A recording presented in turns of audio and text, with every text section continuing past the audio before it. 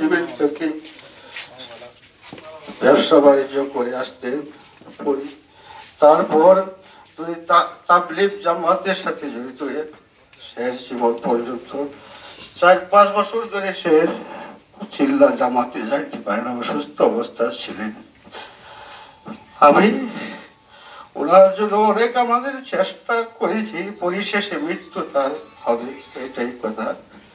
1 মাস যাবৎ চলাফেরা করতে পারে না, সে দুর্বল অবস্থা, ঘরে শুয়ে রয়েছে। তুমি আমরা এত চিন্তা করো না। আমরা 3 ভাই 3 বোন ছিলাম। 1 বোন মারা গিয়েছে, তার সন্তানাদি আছে। আমরা 3 ভাই, 3 ভাইয়ের মধ্যে বড় ভাই জনাব বেলাল মিয়া, 2 নম্বর আমি, 3 নম্বর আবুল কালাম আজাদ। আমি আপনাদের কাছে, যেহেতু ব্যবসা বাণিজ্য করে আসছেন, চলাফেরা করেছে, যদি লেনদেন করে থাকে আমরা